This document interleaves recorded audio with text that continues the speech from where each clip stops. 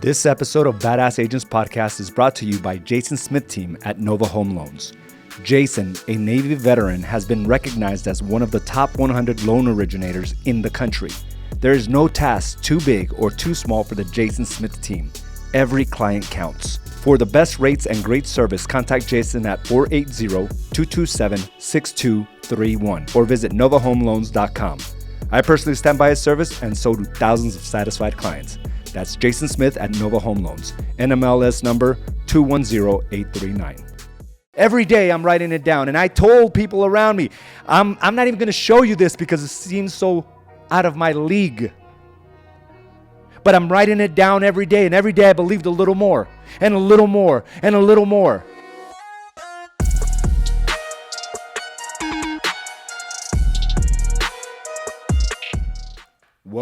Welcome to another episode of Mindset Mastery. I am your host, Araujo. As you come on board, please check in with me, and thank you for starting your morning off with me. It's a great way to recalibrate, recommit, to get reminded of the things you must do today to win the day, right? It's all about the wins, and then compounding that over days and weeks and months, and before you know it, your life is unrecognizable. And this reminded me this weekend, right, about how I always reflect on my past and my thought processes. I always reflect on how I was preconditioned, right, to believe certain things for myself, and to, create a world revolved around it, based on those beliefs, on how I was brought up, how I saw my parents navigate life, how I saw them, overcome obstacles, how I saw them look at money. Money was a big thing. And I've seen myself how I've attached myself to a lot of these stories revolving around money and revolving around mindset and overcoming these obstacles. And I'm becoming more aware. And when I'm compounding the awareness aspect of my life gets better.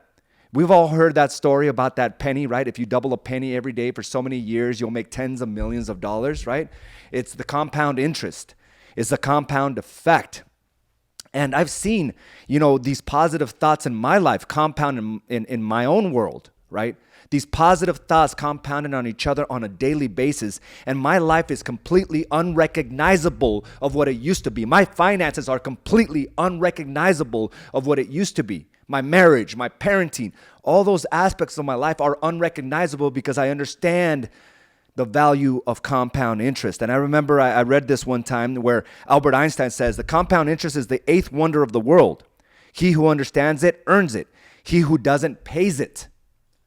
And the compound interest not only works in money, but it works in overall fulfillment of life. It works on prosperity and abundance.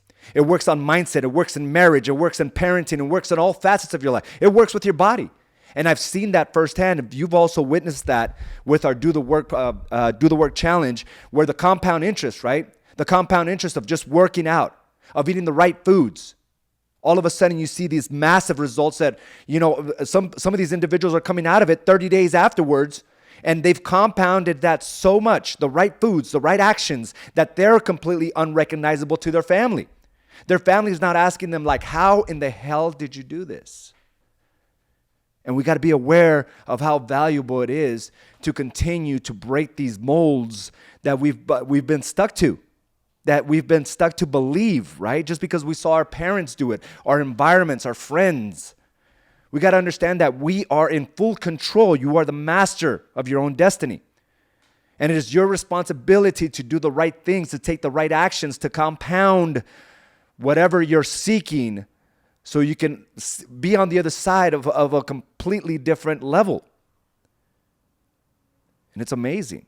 I look back and I'm like, wow, how did this happen? Because simple math doesn't create a great, abundant lifestyle. It's the compound interest of those small, meaningless actions over time that creates it. But we always want to figure it out in the linear. Hey, 1 + 1 is going to equal 2, when in fact, the one that you got to begin with is on the back of all those small reps you've done over the years. So your growth is going to go on leaps and bounds moving forward. But that is if you stay consistent. Because that same penny story, right, tells you that if you do it every day, you compound that every day, you come out to all these tens of millions of dollars. However, if you miss one day, it can equate to millions of dollars lost. And that's what happens oftentimes with small business owners. You take the right steps for a certain amount of time, and then you stop and you kill all the momentum. So what could have been very abundant, very lucrative, is only a fraction of what should have been. And it starts with the thought process. It starts with understanding how we were conditioned to believe certain things. And this came to mind just yesterday, right? My daughter, she took up a new project. And she's taken up, both of my daughters have taken many, many projects over the years. Guitars, right? Guitar lessons. And when they get into something, I go all in. But here lies the problem. I go all in, but then I have a chip on my shoulder, right? My daughter says, hey, Dad, I want to take guitar lessons. So I go out there and buy a nice guitar. I get an instructor. I buy her all the tools and all the things that she's going to need in order to be successful playing guitar. And I do it happily. That is until she doesn't meet my conditions of what I wanted. Then I walk around with my chip on my shoulder and I start blaming her. Hey, I bought you a guitar. You never played it again. You never did this again. Dad, I want to take up skateboarding. So I go out there, buy her a nice skateboard, top of the line stuff.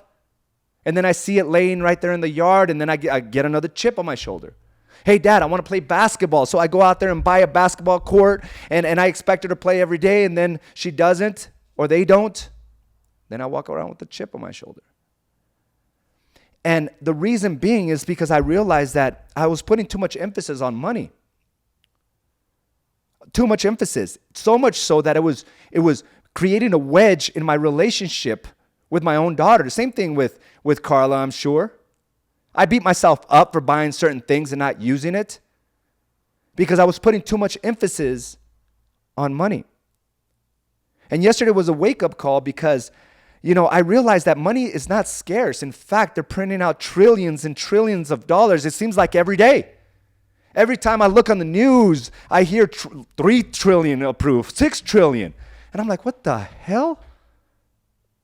Why am I latching on to this like this is the only dollar I'm ever going to make? I'm an entrepreneur. I became an entrepreneur for a reason. And that is to create my own destiny, to create my own path. And yet I treat those around me like it's the last dollar I'm ever going to make. But that's a preconditioned thought process. That is a thought process that I recall when I was 7 years old as we were riding the city bus with my mom. Riding the city bus on our way to Bashes. And her having the conversation with us, looking her straight in the eye. She said, son, look at me. Do not ask for anything in the store. Do not even mention anything. Don't show me anything. Now, under different conditions, I'm sure she would have loved to buy me whatever I asked for, but we had limited funds. But I didn't know the concept of money, so I brought that with me my entire adulthood life, thinking that money was scarce. And sure enough, going to Bashes, and I would just look at everything. And I would yearn for a piece of chocolate. I would love to play that little, grab that little toy or grab a box of like Cocoa Puffs. Like growing up, I didn't even know, I remember, asking for Lucky Charms, but I ended up getting like Rainbow Charms or something like that, right? Some generic brand. We were limited on certain things. But I didn't know that we were conditioned. You were conditioned to believe certain things. And the moment I would ask, my mom would get so upset. It would be like the worst thing I could have done is ask for something else. Ask for more. And those things stuck with me. See, what I didn't realize is that I didn't know that money was a problem in our household. And I took that with me And even as an entrepreneur, as I'm making more, I always felt less. I always scold my kids. I would always make my wife feel bad, right? When we were going to make a big purchase, I would make myself feel bad. Because money is scarce, is what I thought. So my daughter ends up getting into this new venture. She wants to take up making bead bracelets. And you know, again, when you want to do a new project, at least in my kid's life, it's not like it's just buy some beads and some string, right? There's tools you have to buy. There's like this little spinny thing that you have to buy along with it. So the beads spin around and then you get this hook and it puts the beads in the hook and that costs money. And then you need this special tool to be able to tie the knot. And then you need this and then you need that. And typically, I would give her that guilt trip, like, hey, are you really going to use this? Hey, Madeline, like, you know, that's so much money. That thing right there is $40. This thing over here is $45. This thing is $20. And it's like, I start putting this whole limitation on her when she doesn't really understand money. She doesn't. It is my job to put myself in a position where I can provide these things, not because they need them, right? They don't need these things because I want to be able to provide that for them. That's why I get up every goddamn day to work my ass off. I'm not trying to raise spoiled kids. They're not spoiled. They're the greatest little girls on this earth, I promise you. But I can't guilt them the same way my parents did. Not that to say that was wrong, but they were limited in their capacity. I'm not. And you're not. But yet we're constantly limiting ourselves because of the things we learned at a very early age. So much so that some of you are in the same position your parents were. There is no growth. It's all linear. And in some situation, there's even going backwards. What a shame, right? And this is where we have to break that cycle. So, like the many things they've wanted here, I just buy it. And I smile. Because I understand that money is not limited. Trillions are being made every day. I chose this path, this stressful path, but also a very abundant one if you work hard enough over time, over years. So many people fail because they haven't compounded the action interest. They haven't compounded the mindset interest. They haven't compounded, right, the thoughts that it requires to get up day in and day out.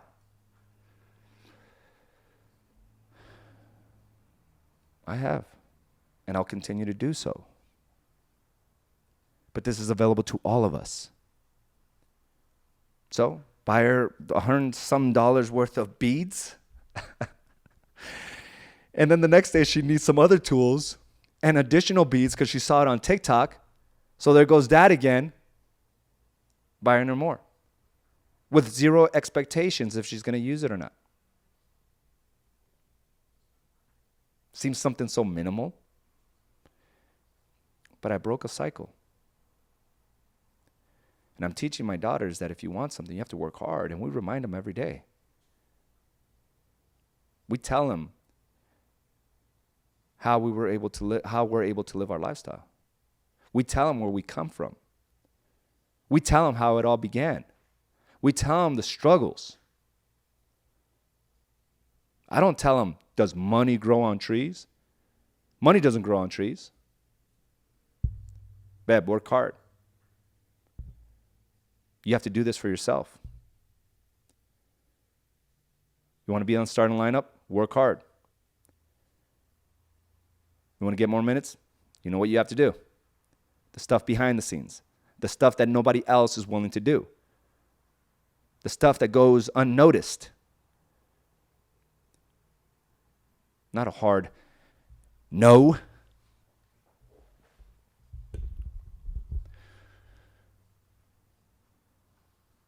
So when do you know you're ready? When do you know you're ready for that next move? When do you know you're ready for growth? When do you know that it's your time? There was this section here on Jordan Peterson and the 12 Rules of Life that I've referred to in the past, but it continues to ring in my head. And it has to do with, our ability to imagine something, right? To be able to create something in our minds, almost foresee our future. And if that thought continues to show up, it becomes a real possibility, because I think we all have visions, right? We all have visions of living abundant lifestyles, of being in the best shape of our lives, of having a happy marriage, of having a successful business, having millions of dollars. I mean, we all have those visions, but they come and go, right? Because our predisposition, our preconditioning processes, our thoughts, our own thoughts, right? Our mindset shuts that world down almost immediately. Even though it's very vivid at that moment, it gets shut down by our past, by our environments, by the way we were brought up, right? Our inconsistencies even shut it down because we look at it as impossible. But he says we make little avatars of ourselves and put them in fictional worlds. Then we watch what happens. If our avatar thrives, then we act as it does in the world, and then we thrive, right? So you see it first in your mind, and then you see it in the reality. And I'm going to add something to that in just a second. But if our avatar fails, we don't go there, right? If our avatar thrives, then we act as it does in the world, and we thrive. But if our avatar fails, we don't go there. We let him die in the fictional world so we don't have to die in the present. So we all have these visions, right? And this thought process and the subject for today is like, when do you know you're ready to make the next move for your business, to go all in with yourself? Well, I'm going to tell you something. It becomes very difficult if there is not a way that you've built your capacity, if there's not that, that consistency. If there isn't that consistency, it's going to be very, very tough. If you don't trust yourself, it's going to be very, very tough. If you promise the world and don't deliver, it's going to be very, very tough. And some of you just haven't made enough moves, because as soon as that vision comes, you shut it down. Maybe you remember something your parents said. Maybe you think about somebody else, how they failed, and you thought that's going to be your failure as well. See, when we kill something like that, it's because our beliefs are not absolute. And the reason they're not absolute is because there is no conditioning process. You allow the avatar to die on a consistent basis. But yet, everyone's experienced this. Every one of us has experienced this. When we want something really, really bad, it becomes an obsession. We think about it all day long. We dream about it. It's on our minds 24/7, and somehow that thing that we had our eye on comes into fruition. For some of you, right? It's that car. It's the house. It's the marriage. But we don't understand that that's how the world revolves. Like if we come obsessed with certain things, it will come into fruition. We just don't become obsessed enough because we let the preconditioning, the wiring that happened many, many years ago, kill that on a consistent basis, kill that avatar on a consistent basis. And it happens.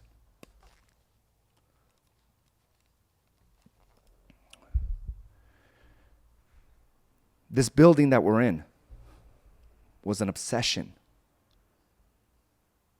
And this same vision came to me many years ago. But I just didn't have the capacity. I didn't have the belief. I didn't have the trust in myself. I didn't put enough reps. So this thought process would come and go. Oh, it's too expensive. Where am I going to get the money? How is this possible? We just don't have the resources. It'll never come. So the vision would come and then I would kill it with my stories because I didn't trust myself. I was still playing that game that I would show up some of the time. Not all of the time. So those thought processes would come and they would go. I would kill it. And there's some things that the thought process has been coming to your mind for a long time and you kill it.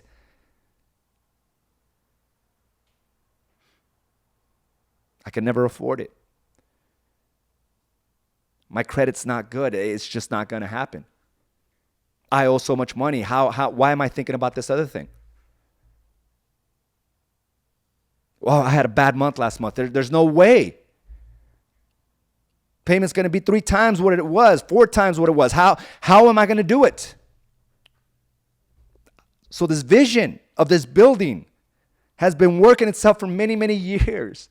But I wasn't obsessed because I allowed my preconditioning, my wiring to kill it on a consistent basis until I just let it thrive. What if? What if I could? And I allowed that thought to thrive and compound in my mind. I became obsessed. I envisioned the entire building. I imagined how I would feel. I imagined walking in and day out. And then things out of nowhere started lining up in my favor.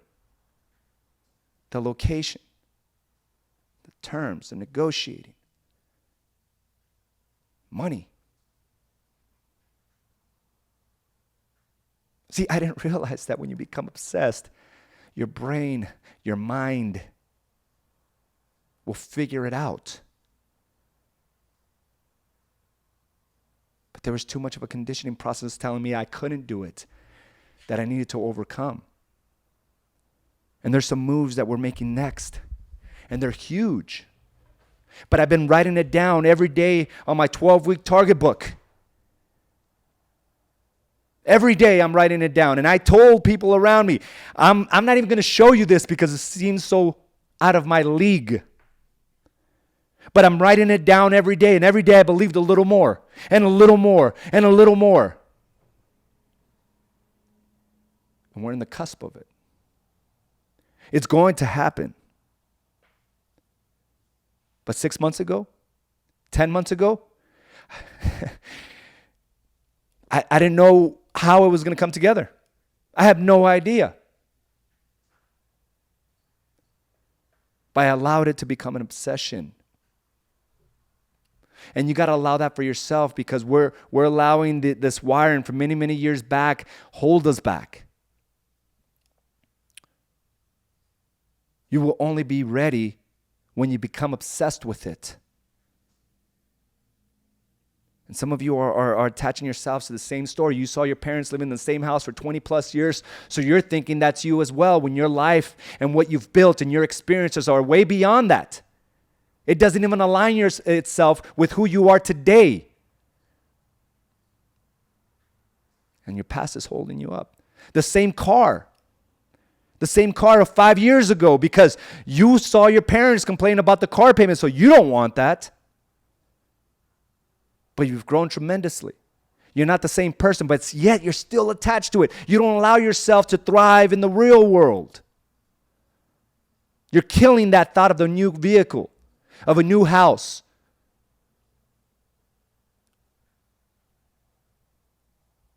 Because you're limited. You put a limitation on how much money you can actually make. When you came into this game, you didn't come for that. You don't become an entrepreneur, a small business owner for that. But yet we forget because why? Our past is holding us prisoner. So we got to look at our own actions.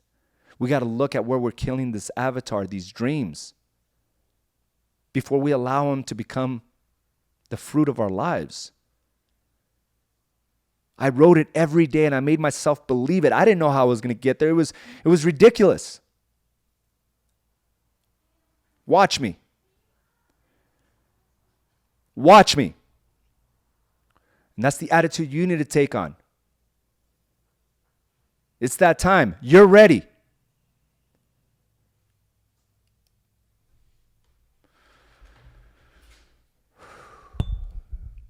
Feels so good. It feels so good.